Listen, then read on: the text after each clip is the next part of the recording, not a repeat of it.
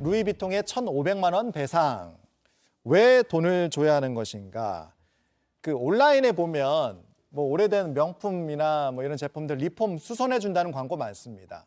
그래서 뭐 비싸게 구매했는데 뭐 많이 사용하다 보면 또 좀 낡기 마련이고 그래서 리폼을 하는 경우가 있는데, 그런데 이 법원에서 이 리폼 업자에게 손해배상금 1,500만 원을 배상하라고 판결한 사건이에요. 그 브랜드에게. 네네. 어떤 사건입니까? 어떻게 시작된 거예요? 이 명품 브랜드가 리폼 업자에게 이제 지난해 2월에 소송을 냈는데요. 예. 실제로 이 이제 리폼 업자인 A 씨가 2017년부터 2021년에 고객이 건네준 가방의 원단을 이용해서 원래 이제 상품이 아닌 전혀 다른 형태의 가방과 지갑을 제작하게 됩니다. 예. 이런 리폼 제작 비용으로 한 개당 한 10만 원에서부터 70만 원 가량의 제작비를 이제 받았는데요. 이 명품 브랜드는 이 리폼 업자가 자사 상품의 출처 표시 또 품질 보증의 기능을 저해해서 상품권을 침해했다라고 하면서 상표권을 침해했다. 네, 상표권 침해로 소송한 사례입니다.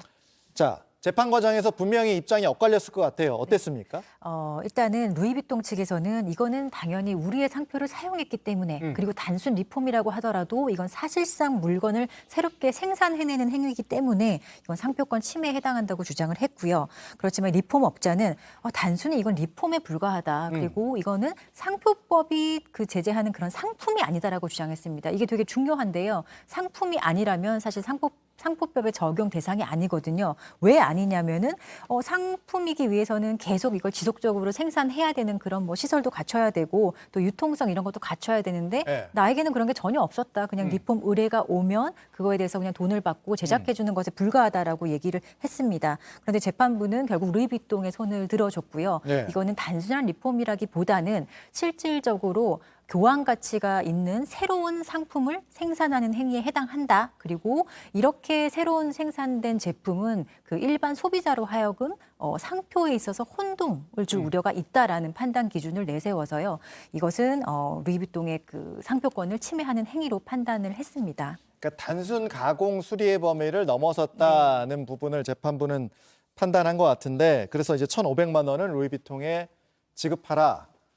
그런데 이제 그 반응을 보면 소비자들 입장에서는 법원 판단과는 좀 다른 생각을 하는 분들도 좀 꽤 있는 것 같더라고요. 네, 저도 댓글을 봤는데 예. 상당 부분 많은 수의 사람들이 예. 법원의 판결을 사실 납득하지 못하는 글들이 대부분이었습니다. 예.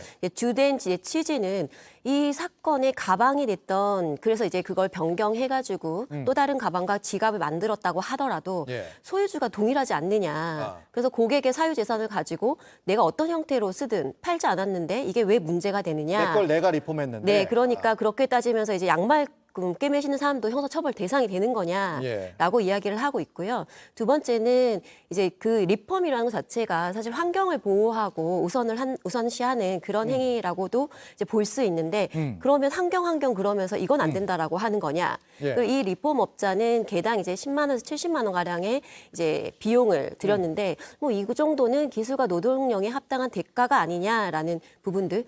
궁금한 것은 리폼을 하는 집들은 전부 다 소송을 당하는 거냐라는 식의 좀 부정적인 댓글들이 좀 많았습니다. 이 질문은 변호사님이 답을 해주시죠. 네, 사실 이게 전부 리폼 행위가 전부 불법이 된다라고 보기는 어렵습니다. 단순히 뭐 내가 가진 물건을 조금 더 뭐 예쁘게 쓰고 싶다든지 아니면 요즘 친환경 업사이클링도 유행이잖아요. 근데 그런 것들을 다 불법으로 본다면 사실은 모두가 사실 어떻게 보면 상표권 위반 행위로 처벌받을 수도 있는 거거든요. 근데 그런 개념이 아니라 이 상품을 리폼했을 때 만들어낸 그 상품에 어느 정도의 가치가 있는가. 일반 사람으로 하여금 이게 정말 새로운 상품으로 오인될 정도가 되느냐. 그런 기준으로 판단하기 때문에 모든 리폼 행위가 불법이 되는 건 아닙니다. 알겠습니다.